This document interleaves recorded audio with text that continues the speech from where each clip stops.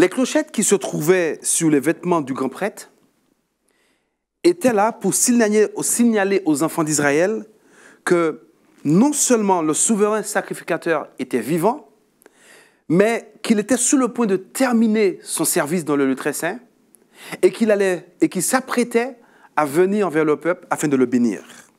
En effet, qu'il me soit permis de rappeler succinctement que personne, ni même le grand prêtre, ne pouvait rentrer en tout temps dans le lieu très saint. L'auteur de l'Épître aux Hébreux nous affirme que le souverain sacrificateur rentrait une fois l'an, c'est-à-dire au jour des expiations. Et ce dernier devait s'y préparer. Il devait s'y préparer de manière très soigneusement et solennellement. D'ailleurs, il y rentrait toujours avec crainte et tremblement. Le peuple, de son côté, pendant que le grand prêtre officiait dans le lieu très saint, le peuple dehors attendait dans le silence, dans la solennité. Le peuple aussi avait un ardent désir de recevoir la bénédiction de Dieu. Tant et si bien que lorsque le grand prêtre restait un temps inhabituel dans le lieu très saint, ils étaient terrifiés parce qu'ils pensaient qu'à cause de leur péché ou à cause du péché du grand prêtre, la gloire de Dieu a dû le terrasser. Ainsi, lorsque le peuple entendait les clochettes qui étaient sous le vêtement du grand prêtre, ils étaient soulagés. Ils étaient soulagés parce que, d'une part, ils savaient qu'il était en vie. Deuxièmement, ils avaient l'intime sentiment que non seulement le grand prêtre allait accomplir sa mission, mais qu'il allait s'apprêter à bénir le peuple au nom de l'Éternel des armées.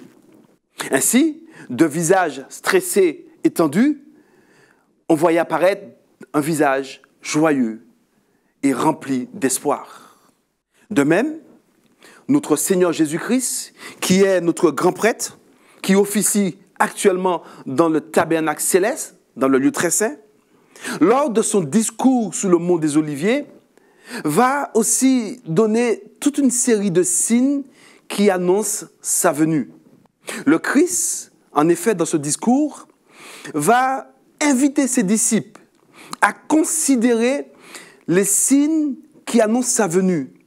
Mais du même coup, il va aussi dire aux disciples de se réjouir à la vue des gages qui annoncent sa venue.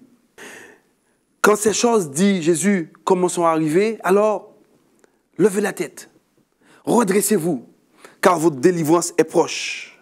Tout cela pour vous dire que, de même que les sons des clochettes avaient comme objectif de permettre aux enfants d'Israël de retrouver de la joie, d'être confiants dans la bénédiction de Dieu, de même, les signes qui précèdent le retour de Jésus, bien sûr, nous annoncent un temps difficile, mais a comme objectif aussi de nous dire que bientôt, le roi de rois revient bientôt et que cela annonce un jour nouveau, une nouvelle vie, une nouvelle espérance.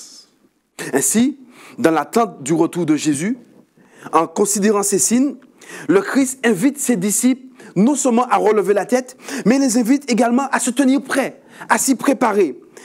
Tenez-vous prêts, dit-il, car le Fils de l'homme viendra à l'heure où vous n'y pensez pas. En effet, l'attente du retour de Jésus ne doit pas se faire dans l'oisiveté. Tout comme Israël, les chrétiens, les disciples de Christ doivent s'y préparer soigneusement, solennellement. Ils doivent travailler avec énergie, avec détermination, afin de donner tout ce qu'ils ont dans leur tripes pour inviter nos contemporains à recevoir également Jésus dans leur vie. Oui, l'obscurité de ce monde est de plus en plus dense. Nous sommes environnés aujourd'hui dans ce cortège de malheur, de tristesse, sans oublier l'injustice, la famine, la mort. Et certains moments, on a presque l'impression que rien ne va plus, que tout est perdu. Mais ce n'est pas vrai.